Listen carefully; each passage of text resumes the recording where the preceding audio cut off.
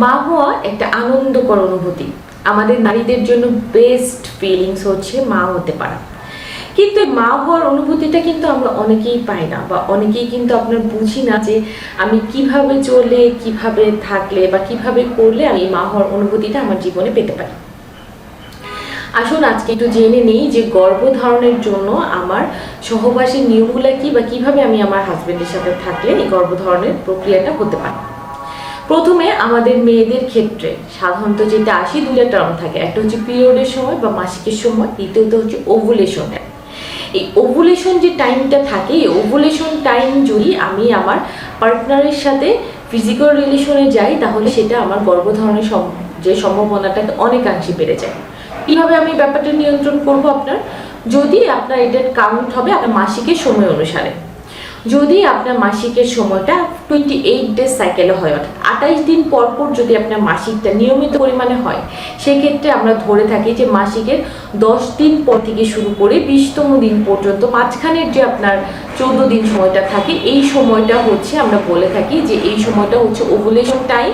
এবং এই সময় যদি আপনি আপনার পার্টনারের সাথে ফিজিক্যাল রিলেশন করেন, সেক্ষেত্রে দেখা যায় যে আপনার গর্ভাংশের সম্ভাবনাটা অনেক বেশি পরিমাণে বেড়ে যায়।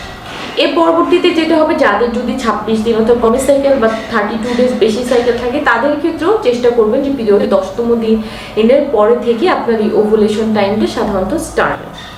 এছাড়াও ওভুলেশন টাইমের কিন্তু কিছু সাইন সিমটম আছে। ওভুলেশন টাইমের ক্ষেত্রে দেখা যায় অনেকের ক্ষেত্রে দেখবেন একটু খেয়াল করে যে তলপেটে চিনচিন করে একটু ব্যথা করছে, অনেক সময় একটু যৌনাঙ্গ থেকে একটু স্রাব বের হয় হোয়াইটিশ কালারের, সাথে সাথে দেখা যায় যে আমার শরীরের টেম্পারেচারটা একটু বেশি বেশি লাগতে পারে। যদি এই ধরনের কোনো সাইন সিমটম আপনি খুব খেয়াল করে যদি দেখে থাকেন, এবং ওই সময়টা দেখা যায় যে আপনার 24 থেকে 36 ঘন্টা পর্যন্ত ডিম্বাণুটা আপনার শরীর থেকে থাকছে, এবং ওই সময় যদি আপনি ফিজিক্যাল রিলেশন করেন আপনার পার্টনারের সাথে, সেই ক্ষেত্রে দেখা যাবে যে আপনার পার্টনারের যে পুরুষের শুক্রাণুটা এটা ডিম্বাণুর সাথে যদি মিলিত হতে পারে, তাহলে জাইগোট ফর্মেশনের মাধ্যমে আপনি গর্ভধারণ করতে পারেন।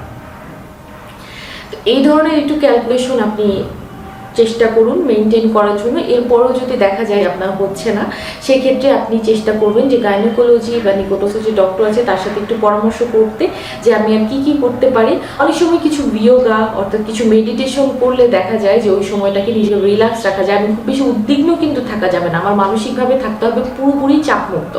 যদি এই ধরনের থাকে, তাহলে দেখা যায় যে আপনি সহজেই পরবর্তীতে আপনি এই কনসেপশনটা করতে পারবেন। তো যেরকমই হোক চেষ্টা করেন এইরকমভাবে আপনার ক্যালকুলেশনটা মেনটেন করতে, এবং আপনাকে এবং আপনার পার্টনারের জীবনের জন্য খুব আনন্দের মুহূর্তটা সহজেই আপনার জীবনে চলে আসতে পারে। আজকে এই পর্যন্তই, ভালো থাকবেন। আসসালামু আলাইকুম।